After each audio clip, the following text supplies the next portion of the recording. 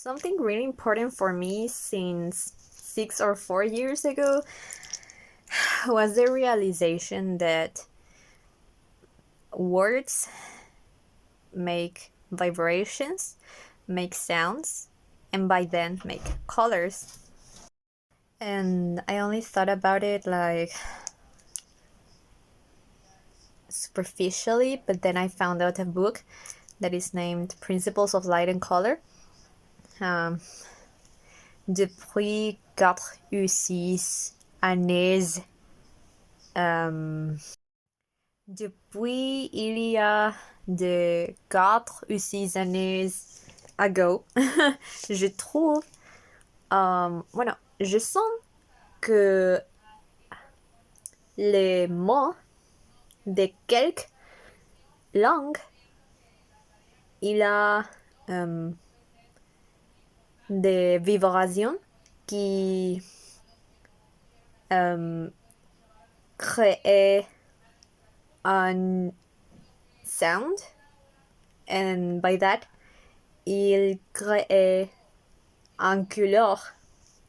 So when I started to realize that, later then I found out a book that is named The Principles of Light and Color, and I highly recommend it to everyone.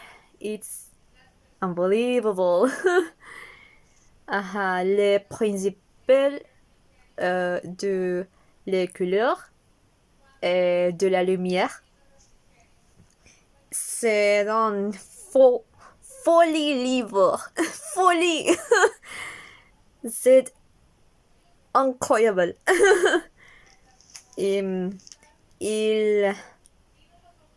fait une combinaison de la science et le chromatique science de la couleur, la spiritualité, les vibrations de each color that create a different state of mind and emotion and stuff, and of course of art, la forme en que les artistes utilisaient pues, les vibrations de chaque émotion pour dessiner quelque chose. Il peut faire un dessiné un style architectif ou un style plus créatif et original. Ce n'est pas important, mais ouais, I'm gonna post right down the PDF if you want to read it. I think it's really, really, really important to know this stuff because for me it changed kind of my life. My perception of life by itself, and yeah, I'm gonna post it right here. But yeah, my actual state of being, it's like I wanted to refuse continuing on the school, but I found out that my favorite class was about giving an opinion of a book about each epoch of Spanish Latino American authors. And I found out I should do that too with opera. And yeah, not only with opera, but also with ballet, with theater and stuff. I should combine many theories, mythological theories, and a little bit of spirituality themes about it to make new realizations of all that oeuvres of theater. And I'm kind of excited about it. I hope you too. Je suis très excitée pour faire toutes ces choses prochainement. Let's see how it goes. I mean, I'm good at criticizing, and I love languages, so I must try to do it with positive behaviors or behaviors or thematics so that other people could relate to that, or relate to them, or find out other forms of express their point of view about those classic stuff. So what I was trying to say about the phi letter, Greek letter, and the theta letter was that there is so much information that it's dismissed about the ancient languages that provoke an a specific color, vibration, and meaning letter by letter, and by the word itself too, a different kind of energy, meaning, and stuff that it's correlated to the modern modern and classical culture in the arts and sciences, that it's like only by the linguistics they have an overall idea of it, but many linguistics are so focused on the scientific base of grammar, vocabulary, blah blah blah. But energetically, there's so much more to find out there.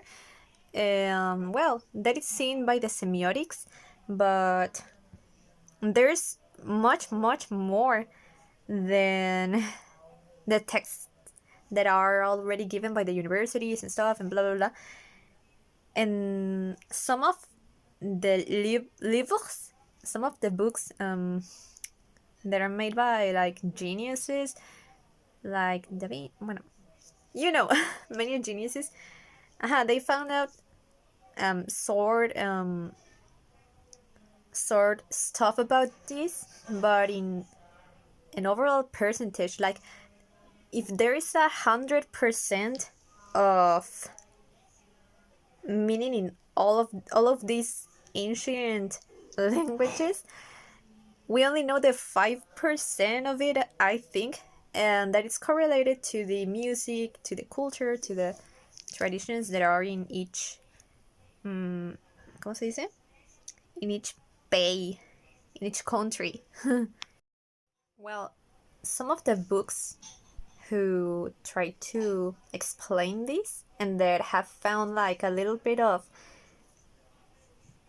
results about all of this are books of magicians or books of ancient geniuses. And I think in this new era that we are coming towards, we're gonna find out a lot of it more and more.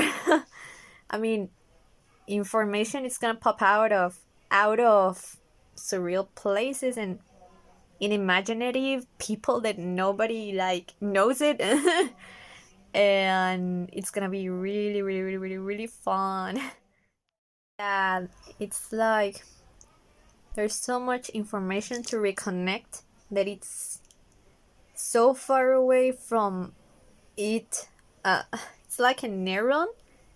This neuron is far away from this one. And it's like this era, it's so far away from this modern era, but there is so much in common that explains why this era is like this and what potential it has to overcome what the investigations of the last era gave us. And it's like, whoa. I know that it's strange because I sound like a regular linguistic person or a regular history professor or something, but I'll try to explain it later because right now I'm just at the surface of all of this and I'm not quite sure how to explain it, but I will in the pushing videos. So I think that by that it's really important to go to the past. Well, at least in my journey, it's really important to go to the past, to ancient mythologies and ancient languages, because there are like secrets in each letter, vibration, sound, and meaning that each kind of letter is involved to, and that it's correlated to our place in this era. It's like, I don't know why the educational system right now puts so far away one material to other, one course to other, like it's some totally different theme that has nothing to do with the other one, unless it's about medical stuff or engineering stuff or stuff.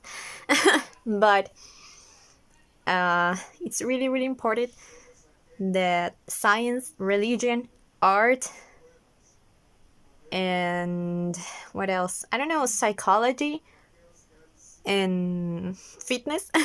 It's correlated. It's like 5 human senses that are super connected one to each other. And I mean, once that we connect, like for example, integrational calculus, I don't know if that's how you say it on English, cálculo integral.